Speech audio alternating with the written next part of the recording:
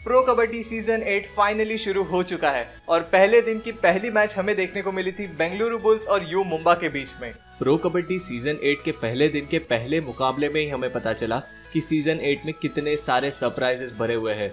Season 8 की सबसे पहले रेड के लिए आए थे पवन कुमार सहरावत और सरप्राइज, वो अपनी रेड के सिर्फ 8वें सेकंड में ही आउट हो गए। जी हाँ, सिर्फ 8 सेकंड हुए थे उनकी रेड को स्टार्ट हुए और यू मुंबा के डिफेंस ने अपने इरादे साफ साफ बता दिए कि जो भी रेडर आएगा उनको वो धर दबोच लेंगे। लेकिन फिर धीरे धीरे बेंगलुरु बुल्स ने भी पॉइंट्स कमाना शुरू किया। मुंबा और बेंगलुरु बुल्स के पॉइंट्स एकदम टक्कर के चल रहे थे। यू मुंबा एक ऐसी टीम रही है जहां कई सारे स्टार प्लेयर्स खेल चुके हैं, फिर चाहे वो अनूप कुमार हो, सिद्धार्थ देसाई हो या ऋषांक देवाडिका हो।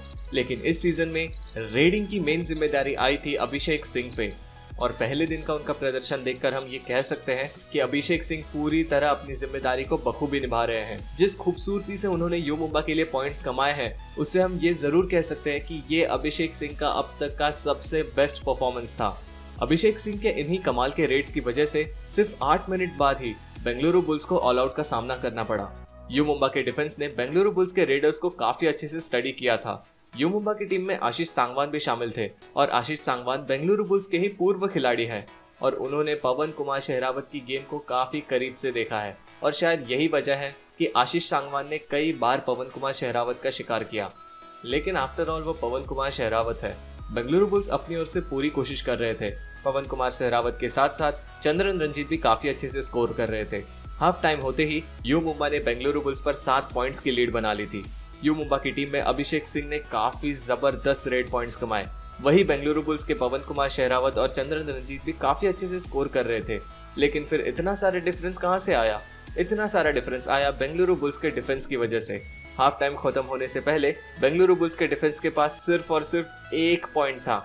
अभिषेक सिंह को रोकना बेंगलुरु बुल्स के डिफेंस के लिए ऑलमोस्ट नामुमकिन हो रहा था और यही कहानी रही सेकेंड हाफ में भी। अभिषेक सिंह अनस्टॉपेबल रहे थे और मैच खत्म होने पर उन्होंने 19 रेड पॉइंट्स कमाए। फाइनल स्कोर कुछ इस प्रकार रहा था कि यू मुंबा पूरे 16 पॉइंट्स की लीड के साथ अपनी सबसे पहली मैच जीत चुकी थी। रेड पॉइंट्स में दोनों ही टीम ने ऑलमोस्ट सेम पॉइंट स्कोर किए थे, लेकिन डिफरेंस आया डिफेंस पॉइंट्स में। यू मुंबा का डिफेंस काफी अच्छे से चला, वही बेंगलुरु बुल्स का डिफेंस बहुत ज्यादा स्ट्रगल करते हुए हमें नजर आया। उम्मीद करते हैं कि बेंगलुरु बुल्स अपने डिफेंस पे थोड़ा और ध्यान दे और आने वाले मैचेस में और अच्छा करने की कोशिश करे। प्रो कबड्डी सीजन 8 की दूसरी मैच हुई थी तेलुगु टाइटंस और तमिल थलाइवास के बीच में। अब इस मैच के दौरान हम सब ये एक्सपेक्ट कर रहे थे कि सिद्धार्थ देसाई के साथ साथ रोहित कुमार भी हमें एक्शन में नजर आएंगे, बट अनफॉर्चुनेटली किसी अननोन कारणवश रोहित कुमार ये मैच नहीं खेल पाए थे। अब तो आने वाले मैचेस में ही हमें पता चलेगा कि रोहित कुमार कहाँ है। एनीवेज, रोहित कुमार की गैर मौजूदगी में रेडिंग में मेन जिम्मेदारी आ गई थी सिद्धार्थ बाहुबली देसाई पे। और by the way, Telugu Titans के डिफेंस में एक ऐसा प्लेयर भी था जिसे देखने के लिए हम सबकी आंखें तरस गई थी। सीजन 2 में आपको याद होगा कि एक बेबी फेस्ड असैसिन डिफेंडर था, संदीप खंडोला। उसी डिफेंडर ने इस सीजन में तेलुगु टाइटंस के साथ वापसी की है। फर्क सिर्फ इतना है कि अब वो बेबी फेस नहीं रहे, अब वो बड़े हो गए और अब वो ऐसे दिखते हैं। वही तमिल थलाइवास के डिफेंस में सबकी निगाहें सुरजीत सिंह पर टिकी थी।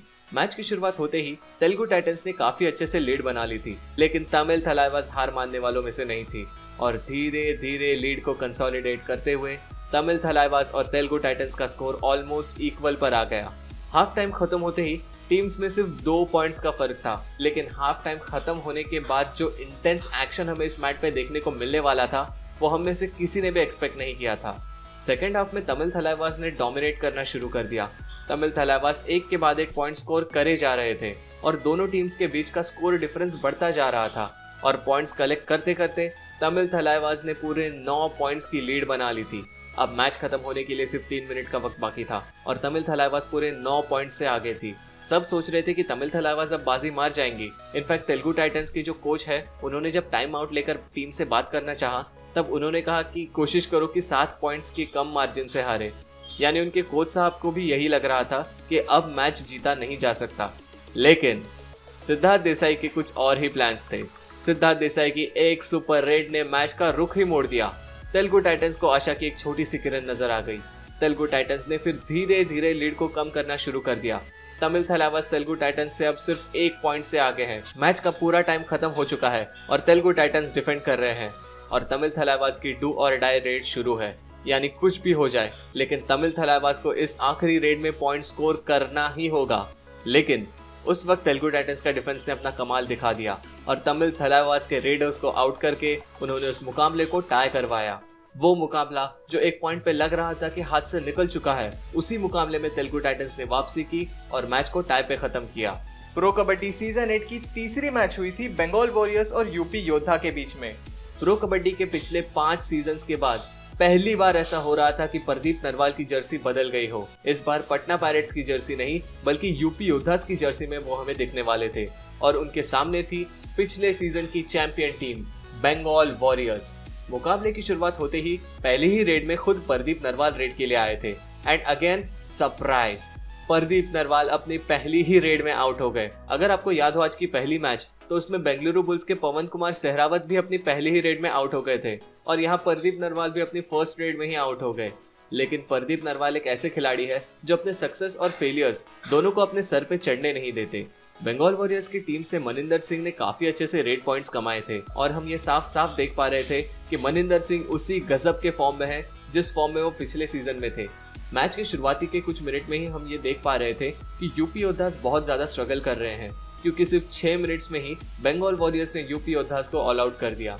लेकिन उसके बाद यूपी योद्धास ने काफी अच्छे से अपना कमबैक करके दिखाया। धीरे धीरे करके उन्होंने लीड को कम करना शुरू कर दिया और हाफ टाइम खत्म होते ही दोनों टीम्स का स्कोर बराबरी पर आ गया। हाफ टाइम के बाद दोनों टीम्स का मुकाबला एकदम टक्कर का रहा। महज 1-2 पॉइंट्स के डिफरेंस के साथ दोनों टीम्स खेल रहे थे। लेकिन तभी बंगाल वॉरियर्स के नबी पक्ष रेड के लिए आए। नबी पक्ष जब रेड कर रहे थे तब यूपी योद्धास के डिफेंडर्स ने उन्हें हर तरफ से घेर लिया। यूपी योद्धास के डिफेंडर्स पूरी तरह नबी पक्ष को दबोच चुके थे।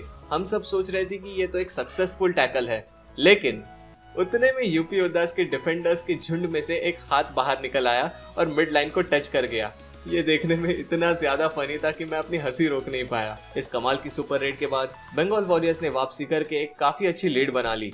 इस सुपर रेड के बाद बंगाल वॉरियर्स का मनोबल एकदम 7वें आसमान पर पहुंच गया और वो भी खुल के खेलने लगे।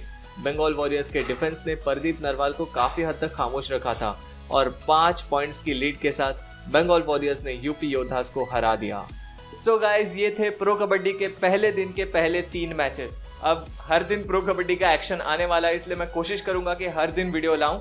अब आपको पता ही होगा कि रोज़ वीडियो लाना आसान नहीं होता, तो अगर आप मेरी इस मेहनत को अप्रिशिएट करना चाहते हो और आप मुझे मोटिवेट करना चाहते हो तो बस शेयर कर दो इस वीडियो को। ज़्यादा लोग देखेंगे तो थोड़ा मोटिवेशन मिलता रहेगा।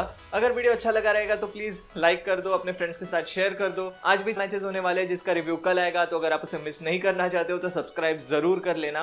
प्रो कबड्डी सीजन चैंपियंस की सीरीज देखने के लिए यहाँ पर क्लिक कीजिए और प्रो कबड्डी सीजन 8 के सभी मैच के आने वाले रिव्यूज देखने के लिए इस प्लेलिस्ट पर क्लिक कीजिए। मैं वेदांत वैद्य मिलता हूँ आपसे अगले वीडियो में, यानी कल ही। तब तक के लिए बाय बाय।